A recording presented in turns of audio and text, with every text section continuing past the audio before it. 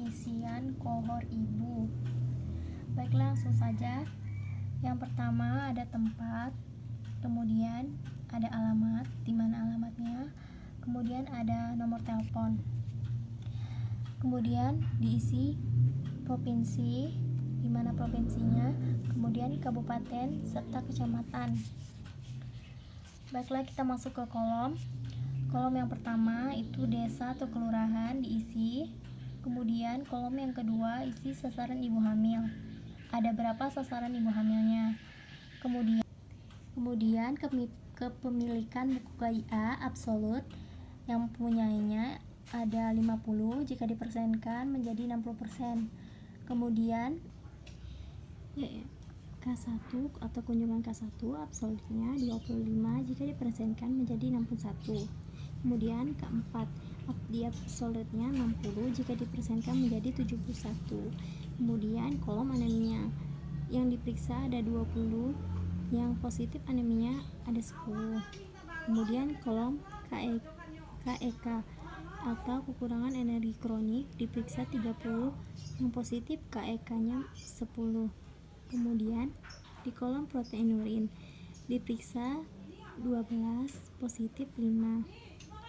Kemudian gula darah diperiksa 42, lebih dari 140 gram per desiliter itu 5. Kemudian ada kolom FE 1 absolutnya 70 jika dipersenkan 63. Kemudian FE3 absolutnya 64 jika dipersenkan menjadi 80%. Kemudian ada kolom TT, status TT. Jika dilakukan TT1 beri tanda centang, begitupun sampai TT5. Kemudian injeksi TT, jika dilakukan beri centang. Selanjutnya ada lembar kedua, itu di atasnya diisi bulan apa dan tahun berapa. Kemudian lanjut ke kolom 29, yaitu penularan HIV dari ibu ke anak atau PPIA. Ibu hamil dites HIV, jika ada diberi tanda centang. Ibu hamil dengan hasil positif, jika ada diberi tanda centang, jika tidak tanda silang. Kemudian ibu hamil mendapatkan ART, jika berikan tanda centang, jika tidak tanda silang. Kemudian ibu hamil HIV dengan positif. Persalinan pervaginam, jika iya diberi tanda centang, jika tidak tanda silang. Kemudian persalinan perabdominal, jika iya diberi tanda centang, jika tidak tanda silang. Kemudian kolom pencegahan malaria dalam kehamilan. Ibu hamil diberikan kelambu, jika berikan tanda centang, jika tidak berikan tanda silang. Kemudian ibu hamil diperiksa darah malaria. Jika RDT diberi tanda centang, jika tidak tanda silang. Mikroskopis, jika iya diberi tanda centang, jika tidak tanda silang. Ibu hamil malaria positif RDT, jika iya beri tanda centang, jika tidak tanda silang. Mikroskopis, jika iya tanda centang, jika tidak tanda silang.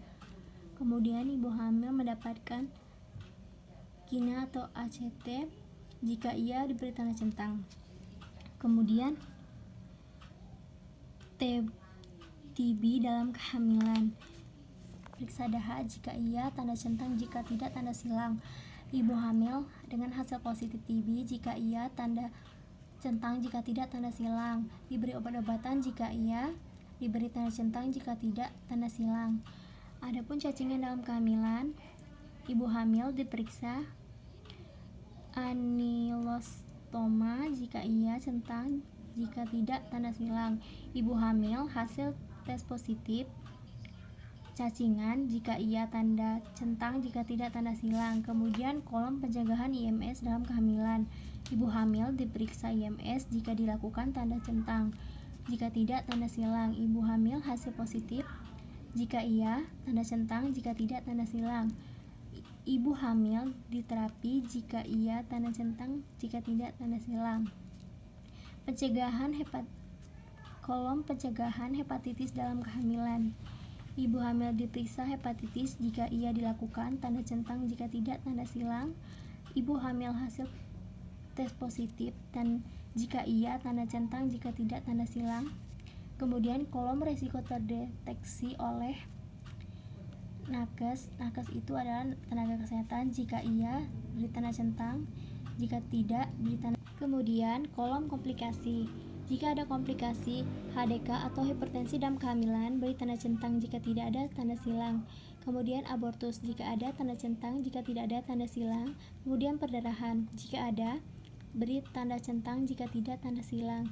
Kemudian jika ada komplikasi pada infeksi, jika ada, diberi tanda centang; jika tidak, tanda silang. Kemudian KPD atau ketuban pecah dini, jika ada, diberi tanda centang; jika tidak, tanda silang.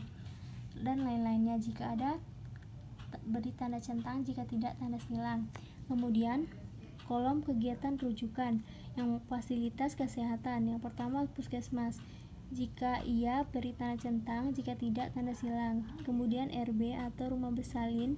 Jika iya, beri tanda centang; jika tidak, tanda silang. Kemudian RSB.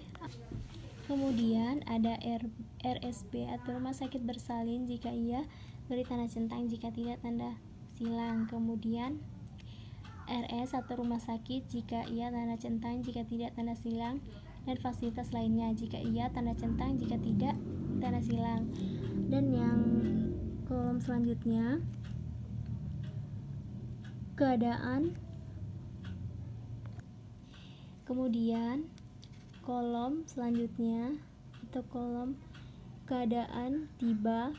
Jika hidup, itu diberi centang; jika meninggal, diberi tanda silang. Kemudian keadaan pulang. Jika hidup, diberi tanda centang; dan jika meninggal, diberi tanda silang.